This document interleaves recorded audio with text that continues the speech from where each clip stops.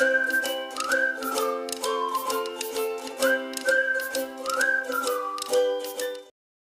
And welcome back students.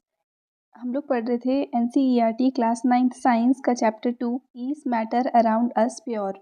इससे पहले वाली वीडियो में हम लोग पढ़ रहे थे, मतलब पार्ट 1 में हमने पढ़ा कि प्योर सब्सटेंस क्या होते हैं, मिक्सचर क्या होता है, मिक्सचर कितने टाइप के होते हैं, देन सॉल्यूशन क्या होता है, वो कितने टाइप के होते हैं, एंड सॉल्यूशन की क्या क्या प्रॉपर्टीज़ होती हैं।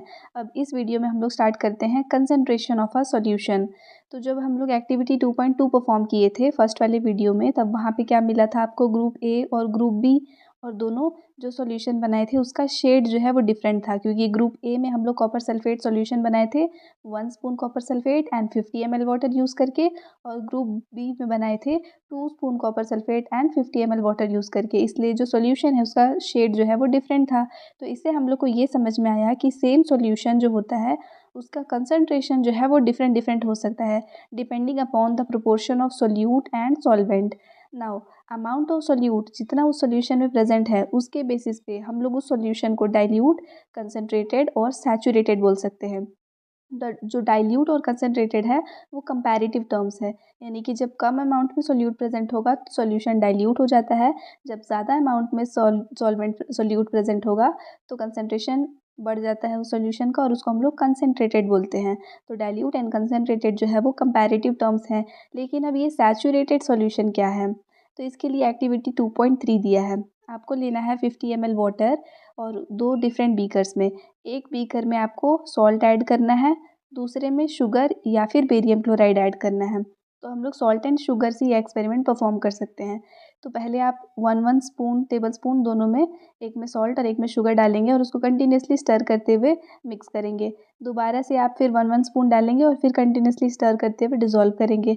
आपको दिखेगा कि डिज़ोल्व होने के लिए सॉल्ट जो है वो जल्दी डिज़ोल्व होगा, शुगर लेट से, क्योंकि सॉल्ट के क्रिस्टल्स छोटे होते हैं और शुगर के बड़े होते हैं। साथ ही में अलग अलग अमाउंट में, मतलब जितना सॉल्ट डिज़ोल्व हो रहा है, ज़रूरी नहीं कि अगर 3 स्पून सॉल्ट डिज़ोल्व हुआ तो 3 स्पून शुगर भी डिज़ोल्व हो जाए, अलग अलग क्वांटिटीज़ में डिज़ोल्व होगा। एंड थर्ड थिंग कि अब आपको क्या करना है, जब तक वो डिज़ोल्व हो रहा था तब तक किए, अब जब वो डिज़ोल्व होना बंद हो गया तब हम लोग उस सॉल्यूशन को हीट करना है एटलीस्ट 5 डिग्री सेल्सियस तक, एंड उसके बाद दोबारा से आपको उसमें सोल्यूट्स ऐड करने हैं।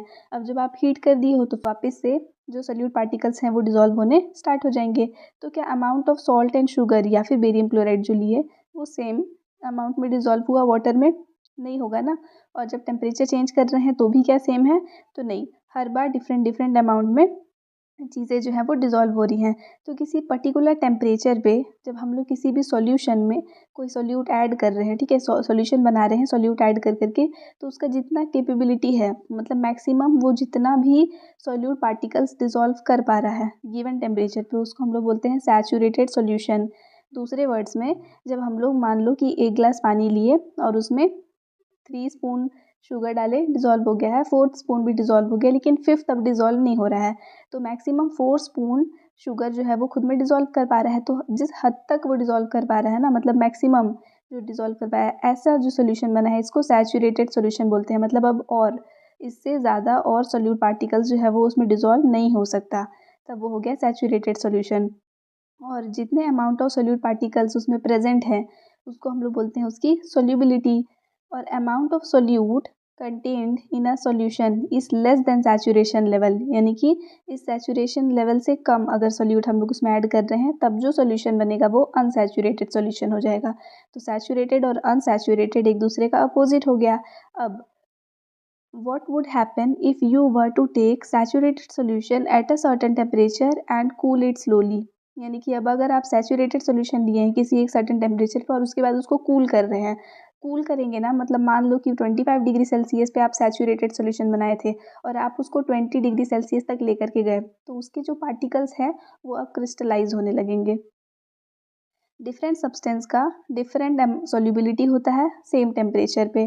तो the concentration of a solution is the amount of solute present in given amount of solution, यानी कि अगर हम लोग किसी सॉल्यूशन की कंसंट्रेशन की बात कर रहे हैं तो कितना सोल्यूट प्रेजेंट है उस सॉल्यूशन में वो उसका कंसंट्रेशन होता है। इसको 3 डिफरेंट मेथड से हम लोग एक्सप्रेस कर सकते हैं किसी भी सॉल्यूशन के कंसंट्रेशन को। फर्स्ट होता है mass by mass percentage of solution, यानी कि मास ऑफ सोल्यूट हम लोग ऊपर लिखेंगे जितना डिजोल्व किए हैं, नीचे में मास ऑफ सॉल्यूशन लिखेंगे, मल्टीप्लाई करेंगे 100 से। और नेक्स्ट वाला जैसे दिख रहा है आपको, मास बाय वॉल्यूम परसेंटेज, यानी कि mass of solute upon volume of solution लिखेंगे। फिर दिखा है वॉल्यूम बाय वॉल्यूम परसेंटेज, यानी कि ऊपर में वॉल्यूम ऑफ सोल्यूट और नीचे वॉल्यूम ऑफ सॉल्यूशन, और हर बार 100 से मल्टीप्लाई करना है क्योंकि हम लोग परसेंटेज निकाल रहे हैं। जैसे यहाँ पे एक क्वेश्चन दिया है, न्यूमेरिकल है, इसको सॉल्व करके देखते हैं। Example 2.1, a solution contains 40 gram of common salt with 320 gram of water. Calculate the concentration in terms of mass by mass percentage of solution. दिख रहा है ना, मास ही दिया है दोनों चीज़ों का, 40 ग्राम और 320 ग्राम, इसका आपको निकालना है परसेंटेज। तो मास ऑफ सोल्यूट यानी कि सॉल्ट कितना है 40 ग्राम, और मास ऑफ सॉल्वेंट यानी कि वाटर कितना है 320 ग्राम। तो मास बाई मास परसेंटेज का फॉर्मूला क्या है, दोनों का मास हम लोग को चाहिए। फॉर्मूला क्या था, mass of solute upon mass of solution into 100। तो मास ऑफ सॉल्यूशन तो नहीं दिया है, मास ऑफ सॉल्वेंट दिया है। मास ऑफ सॉल्यूशन कैसे निकलेगा, सोल्यूट प्लस सॉल्वेंट से। तो मास ऑफ सॉल्यूशन निकालेंगे, mass of solute plus mass of solvent यानी कि 40 प्लस 320 यानी कि 360 ग्राम। अब इसको हम लोग इस फॉर्मूला में फिट करेंगे। तो मास ऑफ सॉल्यूशन ऊपर लिखना है यानी कि 40, नीचे मास ऑफ सोल्यूट ऊपर लिखना है यानी 40, नीचे सॉल्यूशन लिखना है यानी कि 360। 100 से मल्टीप्लाई करेंगे तो 11.1% का ये सॉल्यूशन है।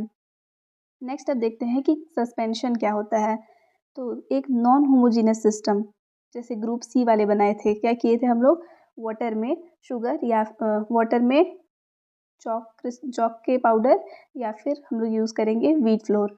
इसको जब हम लोग मिक्स किए तो क्या दिखा कि जो सॉल्यूशन बन रहा था वो नॉन होमोजीनियस था ना, वहाँ पे सारे पार्टिकल्स कम्प्लीटली वहाँ पे डिज़ोल्व नहीं हुए थे, एंड वो बहुत टाइम तक छोड़ देने के बाद में सेटल भी हो जा रहे थे। तो एक ऐसा सॉल्यूशन जहाँ पे जो भी सॉलिड्स है वो सिर्फ डिस्पर्स हो जाते हैं लिक्विड में, सिर्फ कुछ देर के लिए वहाँ पे छुपते हैं, उसको बोलते हैं सस्पेंशन। दूसरे तरीके से हम लोग बोल सकते हैं suspension is a heterogeneous mixture in which the solute particles do not dissolve but remain suspended throughout the bulk of medium। ये इसका डेफिनेशन है। अब इसके जो पार्टिकल्स होते हैं ना सस्पेंशन के, वो नेकेड आइज से विजिबल होते हैं, जैसे कि हम लोग को दिख रहा था ना कि हम लोग उसमें जो चॉक पाउडर डाले हैं वो विजिबल था, तो इसको हम लोग बोल रहे हैं सस्पेंशन। इसके प्रॉपर्टीज़ में आएगा कि सस्पेंशन जो है वो हेट्रोजीनस मिक्सचर है। सस्पेंशन के जो पार्टिकल्स होते हैं वो नेकेड आइज से देख सकते हैं हम लोग। इसके अलावा जो पार्टिकल्स होते हैं सस्पेंशन के, वो बीम ऑफ लाइट को स्कैटर करते हैं, जिसके वजह से उस लाइट का जो पाथ है वो विजिबल हो जाता है। और जो सोल्यूट पार्टिकल्स हैं वो सेटल डाउन हो जाते हैं सस्पेंशन में जब हम लोग उसको कुछ देर तक अनडिस्टर्ब छोड़ देंगे, इसलिए जो सस्पेंशन है वो अनस्टेबल होता है। और इसके मिक्सचर को हम लोग सेपरेट कर सकते हैं by the process of filtration. और जब इसके पार्टिकल्स सेटल डाउन हो जाते हैं तो सस्पेंशन ब्रेक हो जाता है, और अब जब हम लोग इसमें लाइट पास करेंगे तो वो उसको स्कैटर नहीं करेगा, और अब हम लोग को उस लाइट का जो पाथ है वो विजिबल नहीं होगा। नेक्स्ट आते हैं अब कोलोइडल सॉल्यूशन में। कोलोइडल सॉल्यूशन जो है वो भी मिक्सचर होता है, जैसे हम लोग ग्रुप डी में बनाए थे, वहाँ पे हम लोग क्या किए थे, मिल्क या फिर इंक को मिलाए थे वाटर में।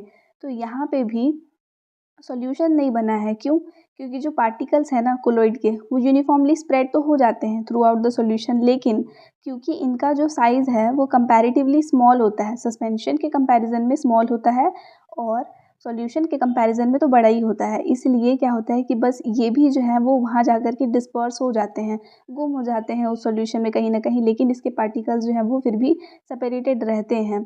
ठीक है, स्मॉल साइज़ तो है कोलोइडल पार्टिकल्स का, इतना स्मॉल होता है कि हम लोग को वो अपने नेकेड आइज से नहीं दिखेंगे, और इसीलिए हम लोग को लगने लगता है कि जो वहाँ पे बन रहा है वो सॉल्यूशन है, लेकिन एक्चुअल में वो कोलोइडल सॉल्यूशन होता है। इसका बेस्ट एग्जांपल मिल्क है। मिल्क के जो पार्टिकल्स हैं वो अलग अलग रहते हैं, लेकिन इतने छोटे होते हैं कि हम लोग को लगता है कि वो पूरा एक सॉल्यूशन है। ये भी जो है बीम ऑफ लाइट को स्कैटर कर देते हैं, विजिबल लाइट को स्कैटर कर देते हैं, तो उनका जो पाथ है वो दिखने लगता है। इस फिनोमिना को टिंडल इफेक्ट बोलते हैं, क्योंकि जिस साइंटिस्ट ने इसको डिस्कवर किया था उनके नेम पे ये नेम यहाँ पे दिया गया है। टिंडल इफेक्ट जो है वो आपको देखने के लिए मिलेगा जब फाइन बीम ऑफ लाइट जो है एंटर होता है रूम में। कोई भी एक स्मॉल सा अगर होल होगा, मान लो आपके रूम में अंधेरा है और वहाँ पे कहीं पे एक स्मॉल होल है जिसमें से लाइट आ रहा है, तो वहाँ से आपको दिखेगा कि जो बीम ऑफ लाइट है वो स्कैटर हो जाता है। इसी फिनोमिना को टिंडल इफेक्ट बोलते हैं। इसका और दूसरा एग्जांपल है जब एयर में स्मोक या फिर डस्ट पार्टिकल्स प्रेजेंट होते हैं, तब उस केस में आपको लाइट जो है वो स्कैटर होता हुआ दिखेगा। देखो सॉल्यूशन रहता है, अगर हम लोग टॉर्च लाइट उसमें लगाएंगे ना तो लाइट आपको सॉल्यूशन के अंदर नहीं दिखेगा, क्योंकि इसके पार्टिकल्स जो हैं वो इतने छोटे होते हैं कि इसको वो स्कैटर नहीं कर पाते हैं। लेकिन कोलोइडल पार्टिकल्स जो है सॉल्यूशन के कंपैरिजन में थोड़े बड़े होते हैं, इसलिए वो इस लाइट को स्कैटर कर देते हैं और आपको यहाँ पे लाइट दिख भी रहा है। और इसके अलावा टिंडल इफेक्ट का एग्जाम्पल आप यहाँ देख सकते हैं। फॉरेस्ट में जो ट्रीज हैं उनके बीच बीच से जो लाइट आ रहा है दिख रहा है आपको, पूरा स्कैटर होते सारे रेज जो है वो नज़र आ रहे हैं, इसी को बोलते हैं टिंडल इफेक्ट। अब ये जो कोलोइडल सॉल्यूशन है इनकी क्या क्या प्रॉपर्टीज़ है, तो कोलोइडल सॉल्यूशन जो है वो हेट्रोजीनस मिक्सचर होता है। इसके जो पार्टिकल्स हैं वो उसका साइज़ छोटा होता है, लेकिन इतना छोटा होता है कि वो सस्पेंशन से छोटे हैं, लेकिन आपको अपने नेकेड आइज से वो नहीं दिखेंगे। नेक्स्ट प्रॉपर्टी है फिर इनका कि कोलोइडल सॉल्यूशन में जो पार्टिकल्स हैं वो भले ही बहुत छोटे हैं, लेकिन इतने बड़े तो वो होते हैं कम से कम कि जो भी लाइट है, बीम ऑफ लाइट है, उसको स्कैटर कर पाए और उसका पाथ विजिबल हो जाए। नेक्स्ट है इसके पार्टिकल्स जो हैं वो सेटल नहीं होते हैं। अगर हम लोग सॉल्यूशन को अनडिस्टर्ब छोड़ देंगे तो इसके पार्टिकल सेटल नहीं होंगे, यानी कि कोलोइडल सॉल्यूशन जो है वो भी क्वाइट स्टेबल होता है। इसके बाद हम लोग इसको फिल्ट्रेशन के थ्रू सेपरेट नहीं कर सकते हैं, ठीक है। They can not be separated from the mixture by the process of filtration. लेकिन दूसरे स्पेशल टेक्निक्स जैसे कि सेंट्रीफ्यूगेशन है, इसके थ्रू हम लोग कोलोइडल पार्टिकल्स को सेपरेट कर सकते हैं। जैसे मिल्क में से कंपोनेंट्स को सेपरेट करना हो तो वहाँ पे सेंट्रीफ्यूगेशन टेक्निक यूज़ होता है। अब जैसे सॉल्यूशन के टोटल 2 कंपोनेंट्स होते थे ना, एक सॉल्यूट और एक सॉल्वेंट, वैसे ही कोलोइडल सॉल्यूशन के भी 2 कंपोनेंट्स होते हैं, एक डिस्पर्स्ड फेस और एक डिस्पर्जन मीडियम। तो सॉल्यूट के जैसे जो पार्टिकल्स हैं ना, सॉल्यूट लाइक पार्टिकल्स जो क्या हो रहे हैं, डिस्पर्स हो जा रहे हैं, उन लोग को हम लोग बोलते हैं डिस्पर्स्ड फेस। और वो जो सॉल्यूशन के सॉल्वेंट के जैसे जो कंपोनेंट्स हैं यहाँ पे, यानी कि जो इस सॉल्यूट को, यानी कि डिस्पर्स्ड फेस जो है इसको जो अपने अंदर डिस्पर्स कर ले रहा है, उसको हम लोग बोलते हैं डिस्पर्सिंग मीडियम। ये जो कोलॉइड्स हैं इनको भी हम लोग क्लासीफाई कर सकते हैं स्टेट्स के बेसिस पे, जैसे सॉलिड, लिक्विड या गैसेस स्टेट में होगा तो उस बेसिस पे डिस्पर्सिंग मीडियम और डिस्पर्स्ड फेस जो है वो कौन से स्टेट में अवेलेबल है, उसी स्टेट में ये कोलोइडल सॉल्यूशन फॉर्म होता है। इसके बहुत ही कॉमन एग्जांपल्स आपको यहाँ पे नीचे टेबल में दिए हुए हैं। जब डिस्पर्स्ड फेस यानी कि जो गुम हो गया है वो लिक्विड है और जिसमें गुम हुआ है वो गैस है, इसका एग्जांपल होता है एरोसॉल, जैसे कि फॉग, क्लाउड, मिस्ट। फॉग में क्या है, छोटे छोटे लिक्विड पार्टिकल्स जो हैं वो एयर में डिस्पर्स हो जाते हैं, तो ये एक कोलोइडल सॉल्यूशन का एग्जांपल है। नेक्स्ट है फिर से एरोसॉल, जब सॉलिड पार्टिकल्स गैस में डिजोल्व हो जा रहे हैं, जैसे कि स्मोक या डस्ट के पार्टिकल्स। नेक्स्ट है गैस और लिक्विड का, जैसे फोम जो बनता है शेविंग क्रीम में, गैस जो है वो डिजोल्व हो जाता है लिक्विड में तो वही फोम बना लेता है। नेक्स्ट है इमल्शन, जैसे कि मिल्क में क्या होता है, लिक्विड और लिक्विड आपस में ऐसे डिस्पर्स हो जाते हैं। और सॉलिड, जब लिक्विड में कोई सॉलिड डिस्पर्स हो जाए तो उसको बोलते हैं सॉल, जैसे कि मड। उसके बाद जब सॉलिड में गैस डिस्पर्स हो जाए तो भी फोम बनता है, ठीक है। सॉलिड में भी गैस डिस्पर्स हो जा सकता है, जैसे रबर है या स्पॉन्ज है, तो सॉलिड होता है, इसमें गैस जो है वो डिस्पर्स्ड रहता है। फिर जेल है, जेल में क्या होता है, तो सॉलिड में लिक्विड डिस्पर्स हो जाता है, जैसे चीज़, बटर, जेली। और उसके बाद है सॉलिड सॉल में क्या है कि सॉलिड में सॉलिड डिस्पर्स हो जाता है, जैसे कि कलर्ड जेमस्टोन है या मिल्की ग्लास। तो ये सारे हो गए आपके कोलॉइड्स। अब नेक्स्ट वीडियो में हम लोग पढ़ेंगे physical and chemical changes. I hope आपको ये वीडियो यहाँ तक समझ में आया। Thanks for watching and please do subscribe if you are new to our channel, and if you want to stay connected with us you may join the telegram link given in description. Thanks again.